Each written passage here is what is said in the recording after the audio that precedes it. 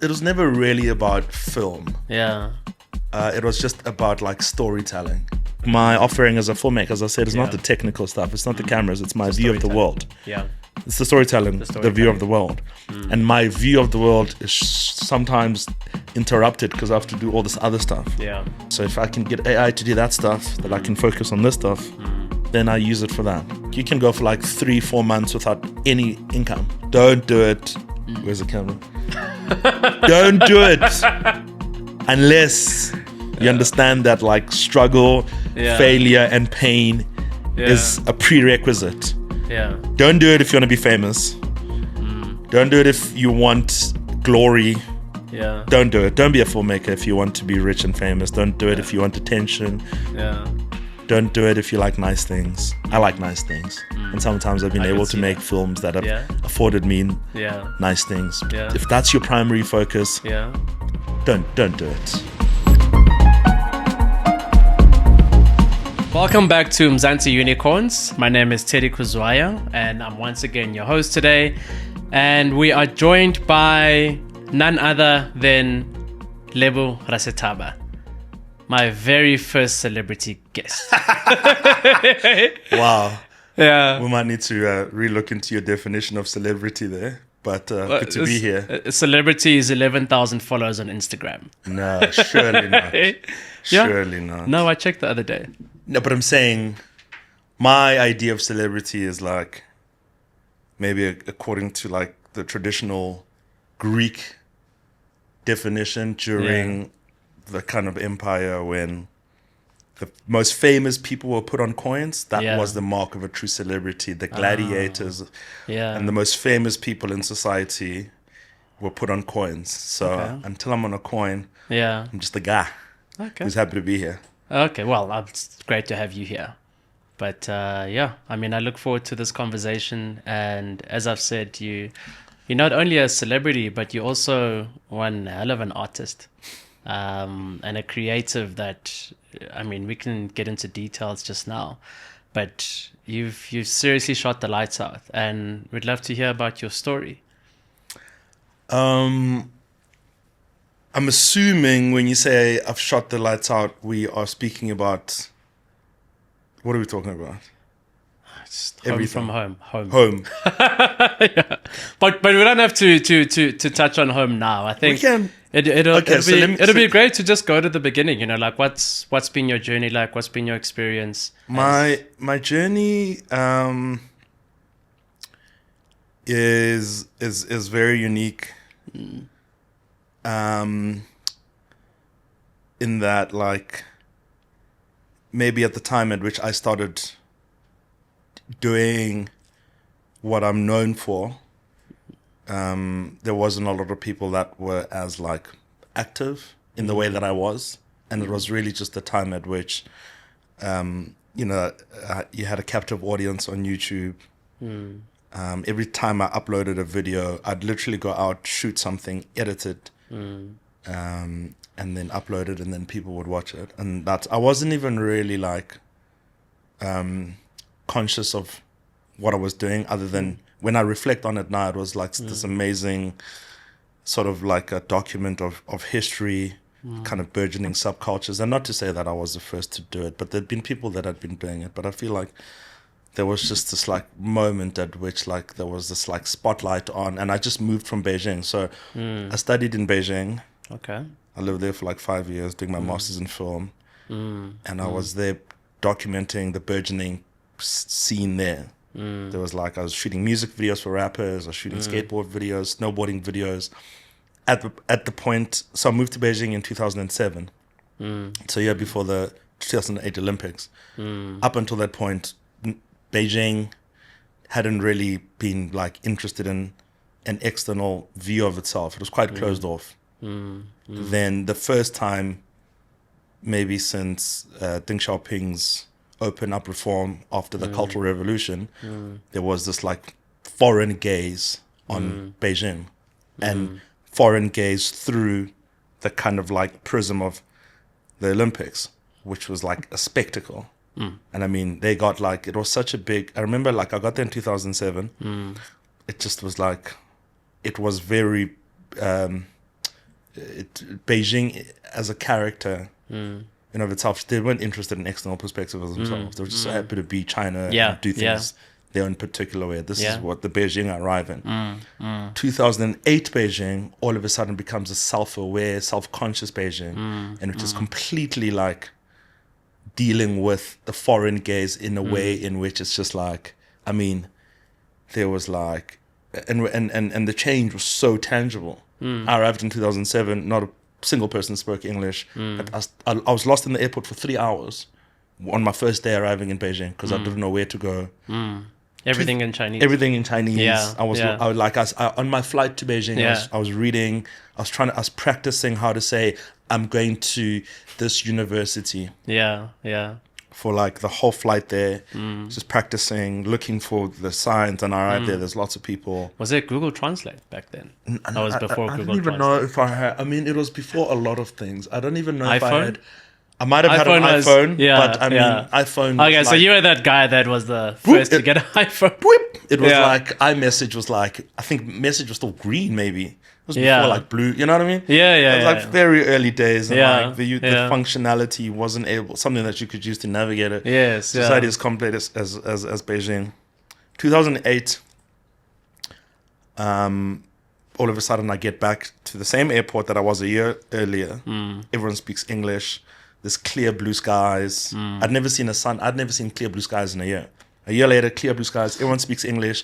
Welcome to Beijing. Oh, wow. How can we help you? I was like, where were you a year ago? When I really Yes, exactly. Because now I could speak a bit of Mandarin, so I could make my way around. So anyway, so I find myself through just like my appetite to kind of like peel away from who I knew myself to be. So like I used to have this dream when I was a kid that I'd wake up in a foreign land where no one would know me. I was very, very interested in the idea of like anonymity. Like I'm basically like, I started reading a bunch of stuff when I was like quite young about like how the personality is a trap, your name is a trap, the identity is a trap. So when I moved to Beijing, all of a sudden I woke up and I was like, no one knew me, didn't know my name, and I had no context. And that was very exciting for me.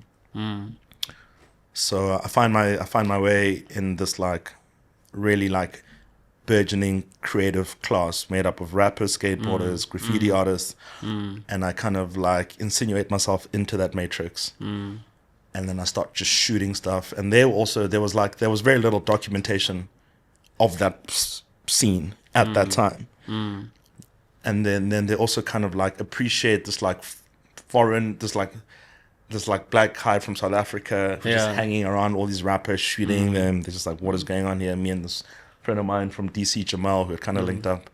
So they probably thought you were American as well. No, then you're South African. They always would ask me like, hey, tell me about Mandela. Are there diamonds on the streets of South Africa? They think they're diamonds on the streets of South Africa. And I don't know about Rooibos tea. But they're also just interested in like this, like, what do you experience? Anyway, so I guess I'm contextualizing my kind of like appetite for documenting a particular cultural moment. And how did you get into film in the first place? I mean, you were there now for your master's. But going back. How do I go back? So where did it start? It was never really about film. It was just about like storytelling. I've never really like, I'm not one of those guys like, I had my first camera when I was like 6 years old, and I'm not that guy. But I grew up like I used to write a lot of stories. I used to draw a lot of comics. So I was always just a very creative kid, inventing narratives, dramatizing reality. That was always like, it was something in me when I'd be like, and very like kind of weirdly fascinated by like boring details. So I'd like always be asking like boring. My uncles used to get so annoyed with me. They'd be like, hey, quit in. My mom is an attorney. They're like, stop asking so many questions. You're not the lawyer. Your mom's the lawyer. That was the running joke in my family. Asking a lot of questions. So like curiosity. So it's like, you're like, what is the kind of like things that define me or my outlook in life? It's like, I'm very curious to this day. If we're telling a story, I'll probably ask you a lot more questions than you would be willing to answer. Yeah. Curiosity is, you know, the driving force behind me as a person, and that curiosity led me to being a filmmaker, a storyteller, interested in storytelling. I love details. I love figuring out why things are the way they are. So all those things are the things that ultimately shape your perspective. Yeah. And I mean, that's really what it's about, right? I'm not really like, it's like the things that like make me maybe different to the next person is just like, I might be a little bit more like curious. I might be a little bit more like interested in other ways of being, and taking all those things and making that shape my outlook and my perspective, which I then bring into my storytelling. What was your first film that you did? I made a documentary about xenophobia 20 years ago. 20. I was 20. I'm 41. Yeah. So 22 years ago. 22 years ago. Yeah. Okay. So I 2003. I studied a BA. When I told my parents, when I was growing up, I thought I wanted to be a fine artist. Okay. So I used to draw a lot, like all the time. And Did your parents know what a fine artist was? No, but they knew that they were all poor. Oh, really? And my dad would be like... Wait, where did you study? My undergrad. At UCT. UCT? Yeah. So they were in there was that random campus close to town. Michaelis. Michaelis. The fact that you call it a random campus. Okay. No. But the point was... That was actually the very first time I came across fine art. As a concept. Yeah. I mean, I had no idea what fine art was. Right. So I did come across a lot of students that were studying fine art. Yeah. I'm equally curious as an individual. And so I started getting to know it, but I had no idea what it was before. My dad would be like, and this is from the time I was like 15, 16. Yeah. My dad would be like, or my parents would be like, dude, like, artists are really nice people, but they just can't make money. Yeah. So if you have any interest in building a family, yeah. And I don't blame them. There was no like blueprint, and you'd be driving, and then there'd be like a guy on the side of the road selling the most beautiful paintings, and my dad is like, you see, yeah. So I was like, but ultimately it was never again fine art. So like throughout my life, I've always been like, I used to write a lot, like I wrote, and then I used to draw a lot, and then I worked in magazines like reviewing films, and then I worked as a wardrobe stylist, like shadowing people. So throughout, I've always just been, as a young kid, I just always like consumed as much as possible. I mean, I remember my mom used to work in the Leicester building when I was in high school downtown, and she was an attorney, and she had a practice, and downstairs there was a dentist, like orthodontist. I had braces. So whenever I'd go there, he had all these magazines, like Rolling Stone magazines.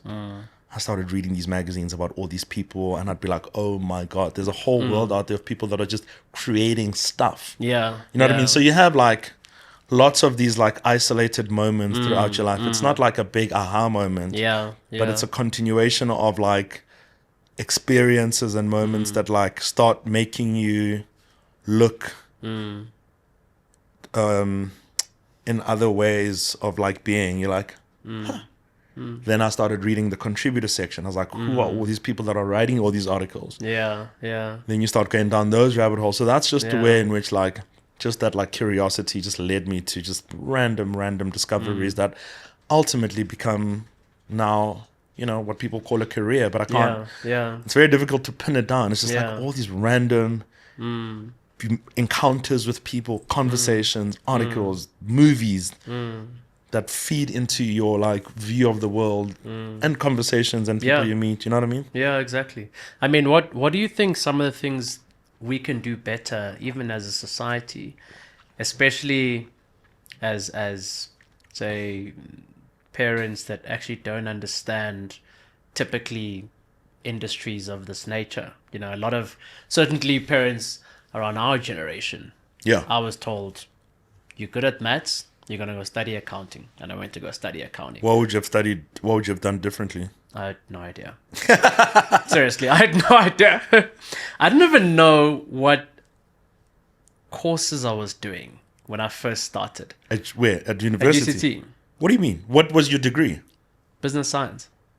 Business science, finance, but I didn't know the detail. I remember selecting business science on the application form because it sounded nice. It's going to sound bizarre, but it sounded nice. And my mom always said, you have to be an accountant. You have to be a CA. What do your parents do? Mom's a doctor and my dad's a town planner. So he's in government. And what was your childhood like? I was just an academic and good at Really? sports. Were you like a academic Yeah, I was sports one of those bro? Sports bro. Michael House, academic sports bro. Well. Oof. Yeah, what a combination. Yeah, it's quite an intersection. Yeah. And so when you were presented career options, was that something you chose or was that something you were pushed into? I was kind of pushed into and encouraged into by parents. And outside of parents, like teachers, who else were you, and what were you modeling your career off? I didn't think that far. I just said that I want to be in business. And what does business? What does that mean? What does business mean? It's a great question. Yeah, actually, that's a great question. I just wanted to be suit and tie, boardroom, and be the CEO of a big company. Anything. Yeah. Okay. That's it. Okay. I never really had a specific plan. Like for me, it was just a case of here's what everyone else is doing as well. So how I ended up being where I am today was just a sequence of experiences. But the starting point was very much what everyone else was doing. Okay. As opposed to something that I drove. So I guess my question to you is for people that are shaping their own careers and have their own realizations. As an example, someone wanting to do fine art or anything else. How do we? Don't do it. So you studied fine arts, right? No, I didn't. Oh, okay. My first year I did a BCom. I flunked. Okay. Because my parents said I need to get a real degree before I do my arts degree. Okay. Did a BCom, flunked. Yeah. Then it's such a long story, but re-registered myself in film and media. Okay. Then started doing film from my second year university, first year film. Yeah. And I think maybe there was just like I felt more like myself. And I think my parents also saw that. But I think you got to be like, and then there was a certain level of like participation in the thing that allowed them to be like, all right, we'll meet you at the level at which you are active in the shaping of your career, but you have to you have to do well academically, you have to do an honors, and you have to do a master's. That was the condition. And you did that. I did that. Yeah. And then... And you nailed it. Yeah. You nailed it. Yeah. Some hairy moments. Some moments. Of course. Didn't feel... Yeah. Like it felt like it was nailing me, but I was like, like later on, I'd have to I was in the library every day till 10 o'clock, having to read, having to study, after flunking. And then when I got to Beijing as well, it was hell. I was studying like 18 hours a day. It was hell. Why Beijing?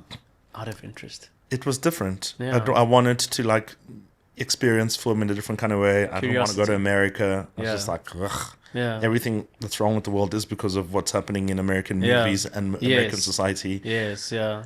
Europe was like all this like weird art house films that was just like quite self-indulgent. Yeah. Chinese had like a bit of an underbelly of like film as something quite revolutionary. Yeah. And I thought that would be quite interesting, particularly as like a film with like a national agenda and national identity and, conceptions of propaganda as like maybe something inherently like good and positive and nation building, if done right. Like I think that we could do with a bit of propaganda in South Africa. I mean, Mzansi unicorns is propaganda. Absolutely. But good propaganda. Yeah. Your nation building. I am so down with projects like this because ultimately, every Chinese person you go to, you can like, they will defend the CCP. sovereignty of the party with everything in them. Yeah. Because they're just, and maybe there's some negative, consequences of that kind of quite nationalistic. But, I also look at the positive and I'm like, we could do with a little bit of this, just to like rally behind a common cause. And it doesn't even have to be overtly like political, but it's just like, I'm Chinese. I'm proud of being Chinese. That's it. 5,000 years worth of history. Look at what we've done. We took billions of people out of like obscure poverty, and now we are like thriving. Just say something good about your country every day. See what that does. You know what I mean? You create like this conspiracy of like kindness. This is again, part of these things. You've literally just described my entire show. Can you make like a film out of it, or like an advert? Well, I'm here. I'm here now. Yeah. As long as you don't like charge me an arm and a leg. No, it's fine. It's fine. I'm loving how you're conceptualizing this whole thing, because it's also so true. It's definitely what I'm trying to achieve with this podcast. Number one is to just give a platform for nation building, but then number two, there's a lot that we can learn as South Africans, because I strongly feel like we short sell ourselves. So I've lived in many countries and we score own goals. And I think that we are our own worst enemies. So the Chinese, I think the Chinese aspect. There's more, and you don't have to like, you don't, like you can't begin to have these conversations with like nuance, right? Because as soon as you go, you say words like propaganda and it becomes quite like, it's charged. But you go compartmentalize. Look at the things that have worked. Look at the things that are good and positive. Take those. And then what's bad, you don't take and you leave. We shortchange ourselves constantly. I think maybe there's like quite a lot of like shame and guilt. I mean, just as a hang up of like a lot of like historical stuff. I think we self-censor a lot. Yeah. I say this. So this has just been my chat for so long. People will be like, someone will do something once, and then people will be like, oh well, it's been done. No one needs to do it ever again. I'm like, whoa, have you seen how Americans are just continuing to like reinvent culture, hip hop? There are documentaries about hip hop today. Whereas if someone were to do a documentary about like Kwaito, people would be like, oh, it's but Kalawa did one. It's fine. One. Yeah, exactly. One. Yeah. There's one documentary about Kwaito, sort of. Yeah. And then there's that other one after a robot, sort of. Yeah. So in terms of like the kind of like a sonic discourse that was, the sonic identity of post-apartheid South Africa, the songs that were being sung as like a kind of like artistic appendage to freedom. I wanna be free. You know what I'm saying? All those songs were the soundtrack of freedom. We have made one sort of film about that. No deeper analysis about like, Sarafina. Or... No. Boom Shaka, I wanna be okay. From these Yeah. Arthur, don't call me. All those songs are like, that's literature. Yeah. It's literature in the same way in which rap music is literature, because rap literature again was like about like people putting down their afflictions and being like, yo, hear my struggle. That was our thing, but we haven't had any like opportunities to like, there are hip hop professors. I don't know if I'd be hard pressed to like think of like Kwaito professors. I don't know.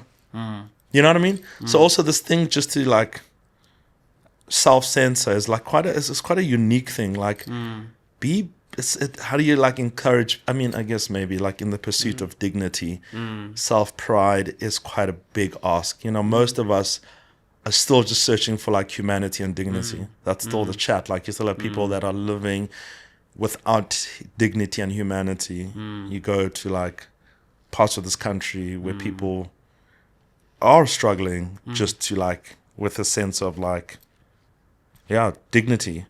So how do you start having a conversation about like self-pride and positive propaganda? So those are the challenges. But ultimately, even the poorest of the poor in China will ultimately always say, you know what I mean? Like so it's a tough thing. Good luck. But I want to put it back on you though, because you're in such a fortunate and privileged position as a storyteller. And storytelling is global in itself. So what do you think your role is in changing that narrative? It's not something I can do alone. Yeah. I think I have to basically like crawl. Yeah. So people behind me can. It's the work of generations. So I don't know if I will be able to fully, like, maybe on an individual level accomplish anything, but that's also not really my goal. So like, I'll give you a very basic example. So as a consequence of a lot of really kind of like cosmic incidents, including the passing of a very dear friend and mentor, I ended up working on the EFF documentary. I was brought on to finish the EFF documentary. Okay. Non-partisan. Yeah. Have my views. Yeah, sure. But I'm being asked to make this film. Okay. It comes at like a lot of like kind of like political and social gymnastics. Yeah. You know, like gymnastics. just trying to figure out like, am I down? Yeah. Then you start you go through this process of like self brainwashing where you're like, oh my God, I am down. And then you're like, whoa. The point is, me and my producer that I was working with at the time, Sfiso Kanyele, brilliant human, we go, I want to make this film because I want to start creating a language for how to make films like this. Yeah. So other people can watch it and go, that's how they did it. I'm going to take this model and I'm going to use it to start making films like this. So I made a series of films called The People Versus the People versus Rainbow Nation, People versus Patriarchy, People versus the People. All of them like kind of topical, thematic, discursive films that look at a particular issue, all with like big social case studies. So Rainbow Nation was about like race relations in South Africa, vectors of power that can lead to oppress, patriarchy, using men are trash as the kind of like case study for gender relations. And then The People versus the People was about internalized repression and self-love and love as a tool of radical liberation. No one had done films like this. Like no one, we don't really make thematic documentaries in South Africa. We make documentary as a medium is used to like help people contextualize an incident retrospectively.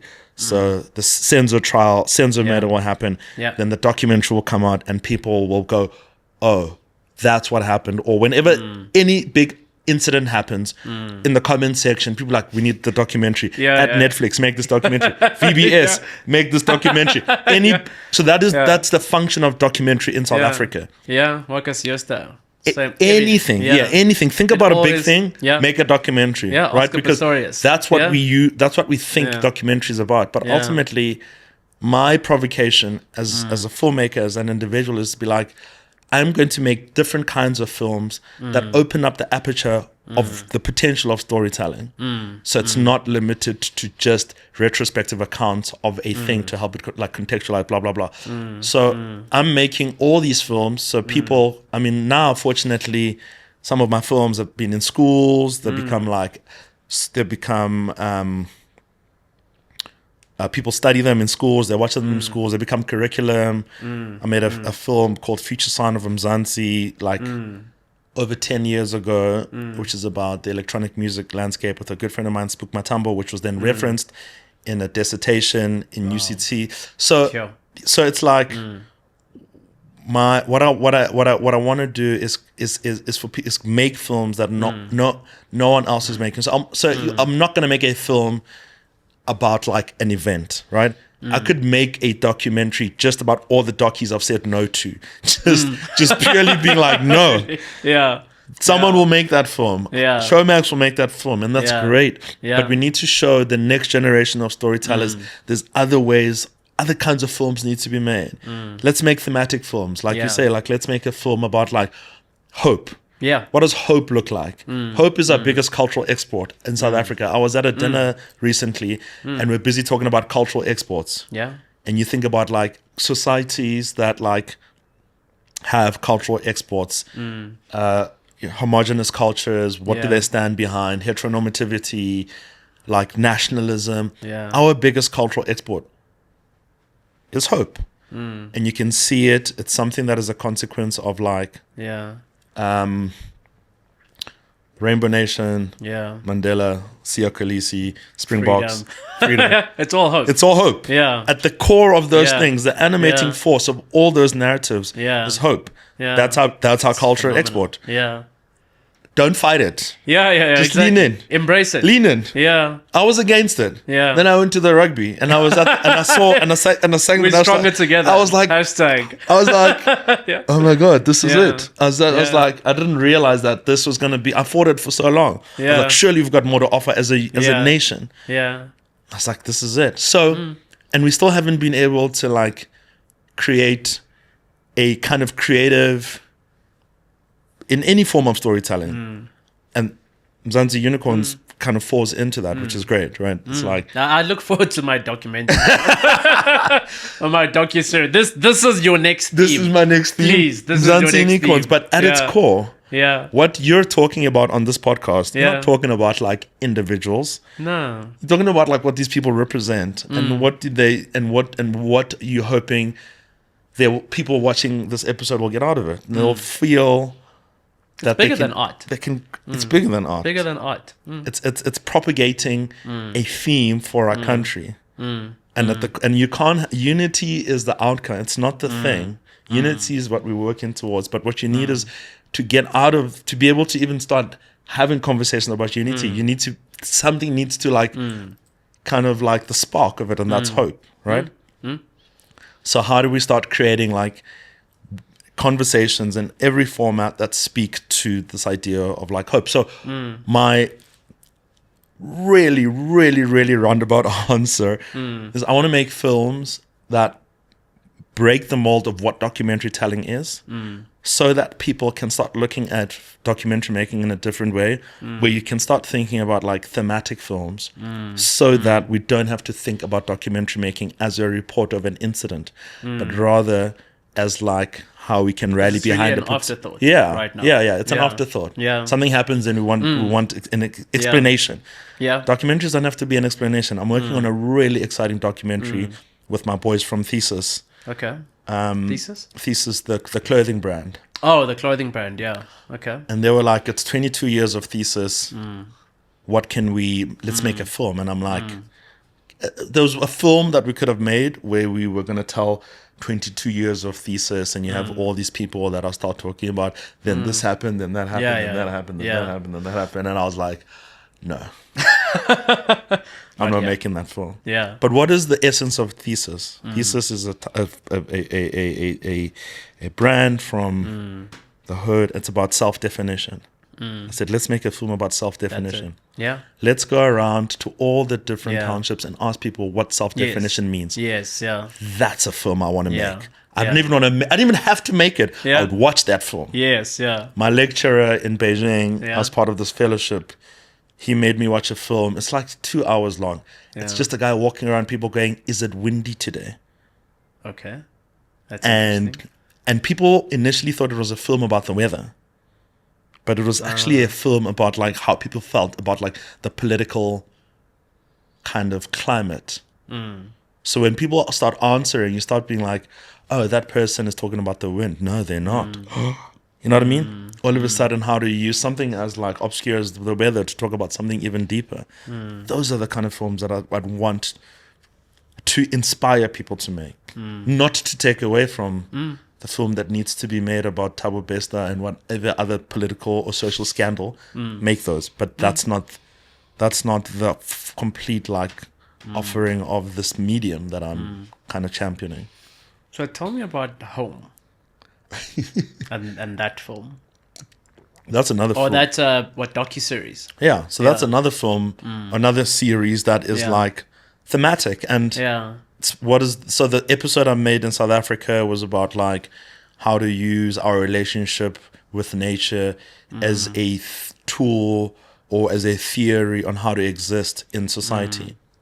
Like, It's a bit arbitrary. yeah, But yeah. here we are. Yeah. The one in Ghana was equally odd. Like, how do Yeah. you like think of like traditional Canadian building or attitudes towards architecture to inform a more environmentally? It's like, what does that even mean? I don't know, but it won an you know what I mean? So it's like that, and I think after we got the award, the news of the award, it was quite like there was a moment that was quite like exciting and then very sad and crushing because I was like, oh boy, I don't know if there isn't like an appetite. So okay, so people go, you win an Emmy and people go, Yeah. all right, got to catch a plane and go to LA and get you're big time now. You got to go to Instead the of LA. a coin Yeah. that's Gotta go, in Hollywood. gotta go to LA. Yeah. Go to LA. You gotta go fight Yeah. to make it in LA. Yeah. Yeah. And I was like, no, Yeah. I'm rooted. Yeah. I want to take the learnings from that thing Yeah. and build something here. Like, what does it look like to live in South Africa as a filmmaker who won an award for a film society or a film economy that doesn't even have any roots here. You know what I mean? Like none the work that I've did there, you won't see that on any local programming. And even if you go to even if I go to any local streamer and I pitch a version of something that looks similar to that, I'm almost certain I'll probably get like flat nose. But if I do want to pitch a documentary about serial killers or something equally as like Dramatic. in a line Yeah. with, like the acquisition patterns, and I'm not really trying to like talk down to what's happening here in South Africa. There's a particular kind of pattern, there's a particular kind of audience that's been generated over like generations. But and that was the sad thing. I was like, oh. But I'm still here every day trying to figure out what's the best utility of this thing and how do I like continue to fight for a particular kind of filmmaking locally. So what's some of the other international content that you've done? I mean, what does international mean? Oh, just outside of South Africa. I mean, Things in Africa. I spent a lot of time the last couple of years I shooting. need to correct myself. Things outside of South Africa, not in Africa. Just Oh, sure. outside of South Africa. We're gonna edit that out, right? Yeah. Production. Yeah. I spent a lot of time shooting on the continent. I've been very fortunate to travel to Zimbabwe, Zambia, Lesotho, Ghana, Benin, Ivory Coast, Sahara Desert. I've shot a lot on the continent, and I've been very fortunate that Benin.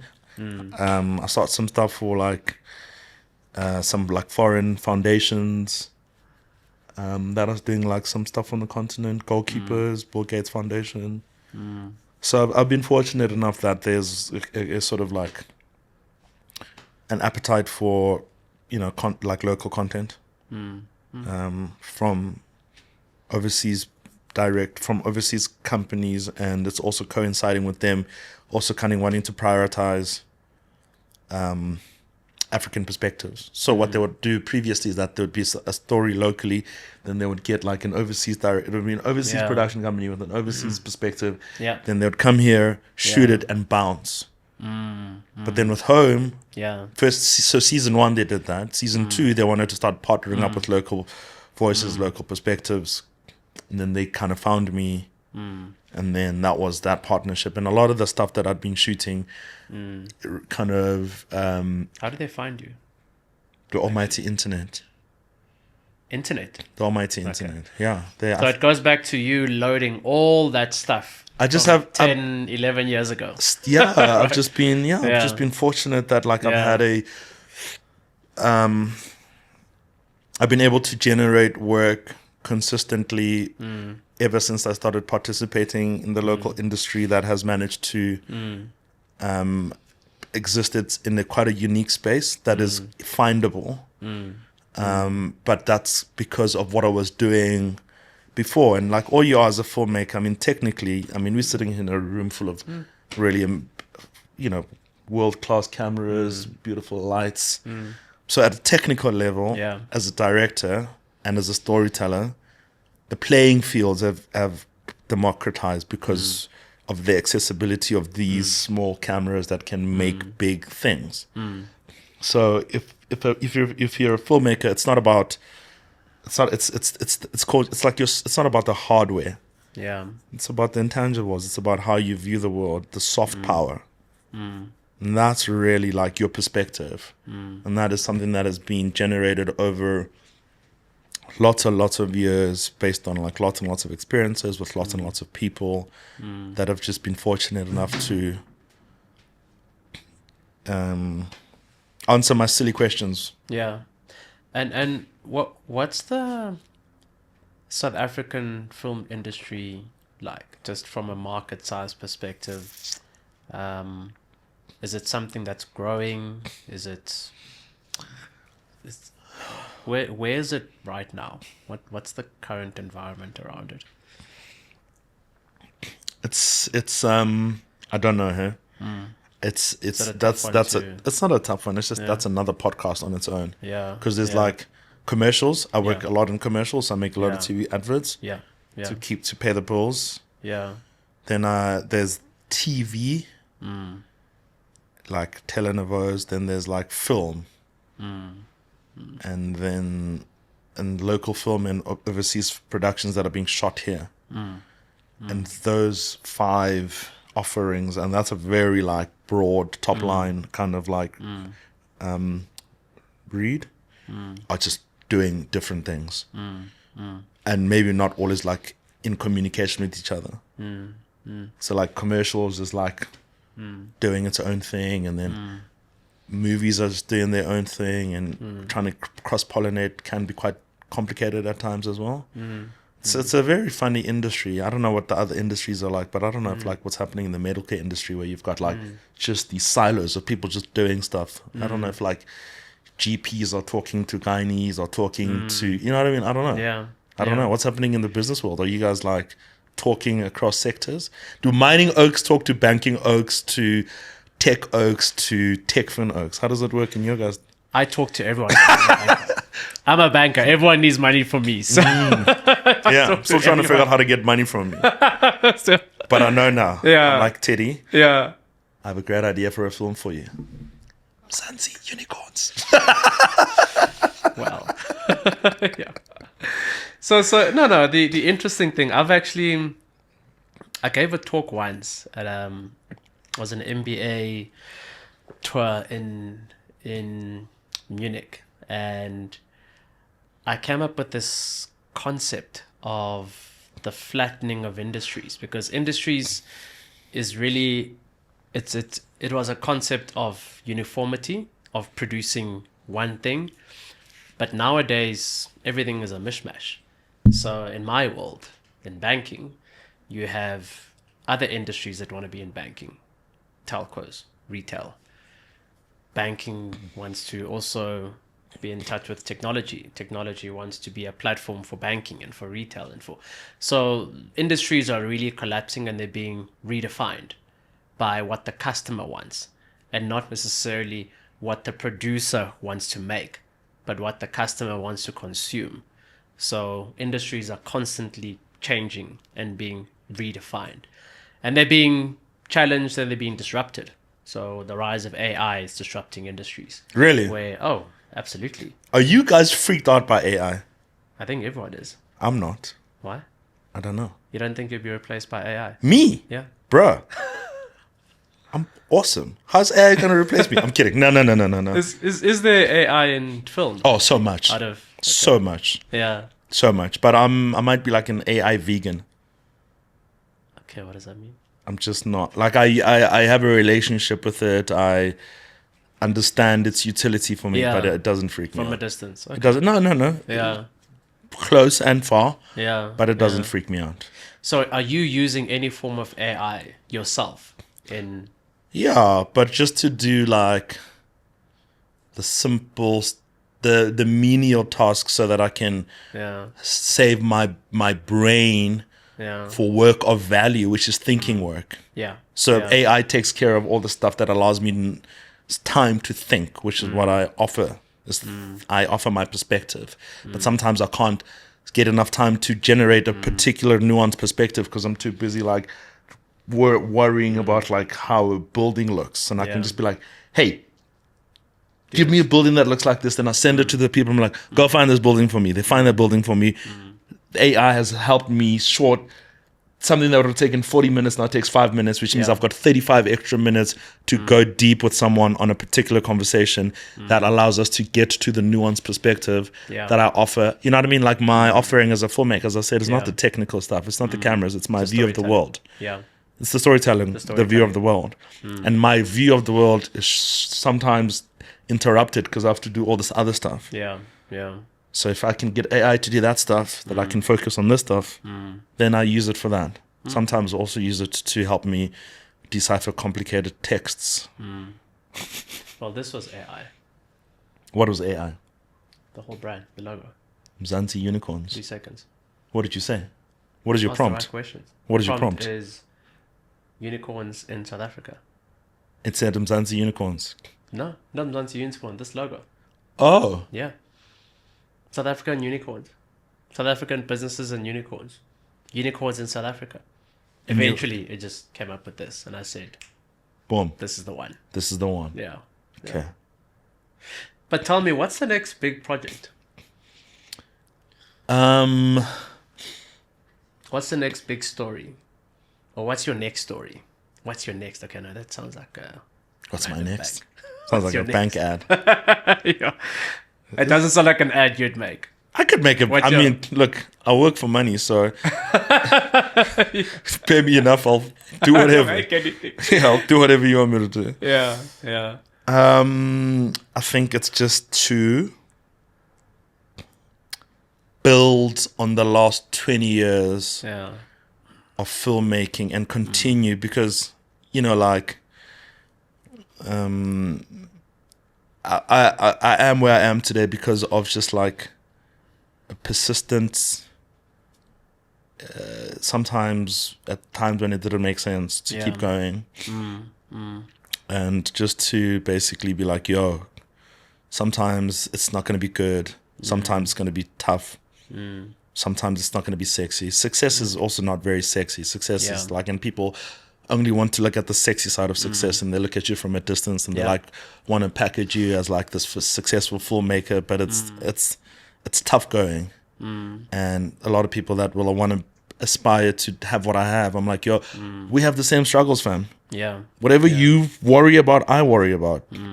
So I want to continue to sort of just be honest, just be real, continue working hard, stay hungry, stay focused, stay disciplined, stay committed to what I've been doing, and not like waver from the reason I got into filmmaking from the beginning. To stay curious, just it's not about it. Like I said, it's not about a particular project. It's a particular set of values and a particular outlook towards my career, towards my relationships with people. You know, and like I'm raising 2 young boys in South Africa. I'm so aware of that. Like, what is like South Africa? How am I helping shape a version of South Africa in which I'd be comfortable to raise 2 young boys? I care about stuff like that all the time. You know, you're busy driving, and then you see dudes pissing on the side of the road. I'm like, irritates me. Yeah, it annoys me. I see Oaks pulling off on the side of the highway opposite a mall. Yeah. I'm like, you couldn't just... Garage. Garage. It's right there. Yeah, exactly. So close. Yeah. But this is the world I'm bringing young boys into. Yeah. Like, so how do I disrupt things that are like corrosive, bad, and constantly interrupt them with like good, positive, and not to shield them from a bad world, but to say, how do you how do you raise boys who like value kindness? You know what I mean? And let that attitude be something that is like present at home, at the office, when I'm on set, and make it consistent and teach them that and make films that are made in that kind of spirit. So whatever the outcome is, that's not really important to me. It's the journey. How was the journey of making the film? How were we treated? How did you treat people? How did other people treat you? How did they respond to the energy? How did you like leave people feeling? That stuff for me is like this. Again, there's soft power, the intangibles, the stuff that matters. You know what I mean? What were the struggles? You mentioned that there were struggles. Is that another podcast? It's another podcast. It's tough, dude. It's tough. It's so hard. Being a filmmaker is really hard. I mean, you can go for like 3-4 months without any income. So you don't have a 25th of the month? No. Oh, God, no. I wish. Yeah. So financial security, that's a real struggle in the creative industry. I own a business and I've managed to find a way to kind of like, and you're also in a double income home. It's like the struggles that people have as starting filmmakers is the same as I have as a successful filmmaker.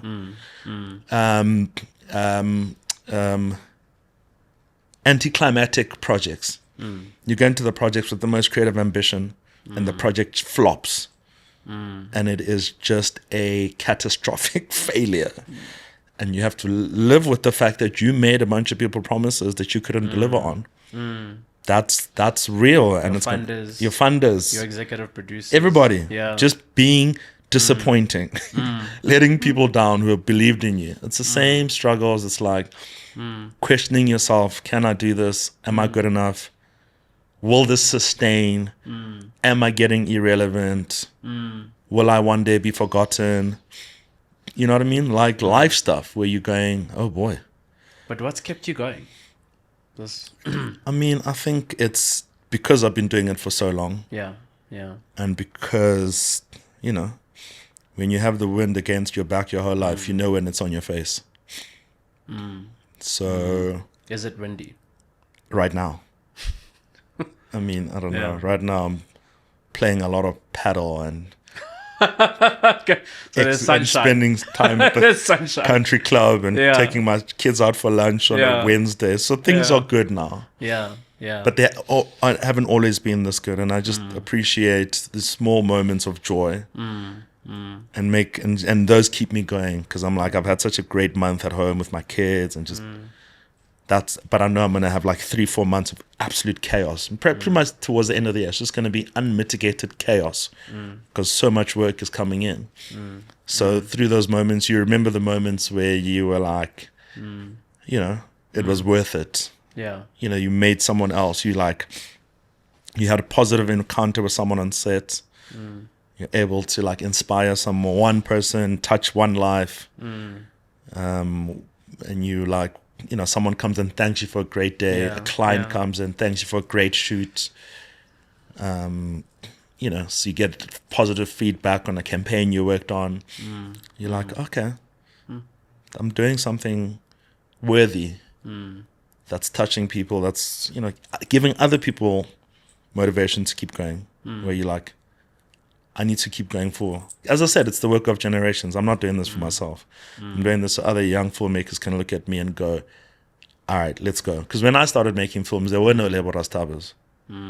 Now young kids can go to their parents and go, there's Lebo Rasetheba, but there's also a generation of other filmmakers. I've got a whole group of filmmaker friends that didn't exist when we wanted to become filmmakers. Now there's like kids in high school that are going, we studied that guy's film. There he is. That's what he looks like. That's the clothes he wears. That's the kind of things he says. And this is why I agreed to do stuff like this. So that they can go, create, like I said, crawling so other people can walk. You're asking earlier, broken the glass ceiling. That's the glass ceiling. The glass ceiling was, Mom and Dad, I want to do fine arts. Dad was like, more glass. What do you mean? Exactly. More glass, more glass, more glass. Get more glass. Exactly. And then you try to do a BCom. I was like, no, 4 flats. 4 flat. Right. Start again. Start again. Yeah. Yeah. Because now it's easier.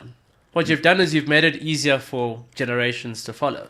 That's That what it's no longer just a random fine arts degree that you do in some part of Cape Town, but it's actually, there's a business out of it. I would have been a terrible fine artist. So in Yeah. a lot of ways, my dad Yeah. saved Yeah. us a lot of street side art. I would have been selling art there outside Killarney.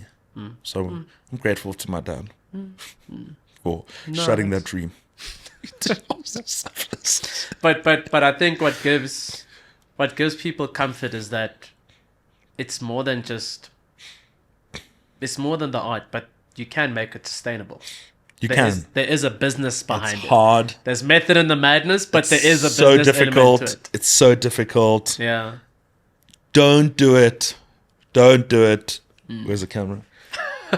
Don't do it unless you understand that like struggle, failure, and pain is a prerequisite.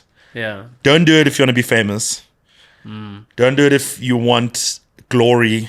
Yeah. Don't do it. Don't be a filmmaker if you want to be rich and famous. Don't do it if you want attention. Yeah. Don't do it if you like nice things. I like nice things. And sometimes I've been able to make films that have afforded me nice things. Yeah. If that's your primary focus, Yeah. don't do it. But if you want to play paddle and take your kids out on a Wednesday. I'm a unicorn. I'm a unicorn, Terry. Yeah. I'm a unicorn. Let's not Yeah. forget that. It's not going to be everybody's journey. Yeah. It's going to be tough. It's going to be so tough for so many different people. Yeah. But if you have staying power, Yeah. and if you stay the course, and there are still people that have got staying power that still failed. So, but if you have staying power and you're all in every day, even when it's terrible, then maybe you might make it. But that's not to say don't do it. We've just made it easier. But good luck. So one last thing. There are easier ways to be famous and rich. Let me just say that. But your next film on hope. What is it going to be? When can we expect that? I don't know. I don't have an answer for that yet. It's gonna be a series of films. A lot.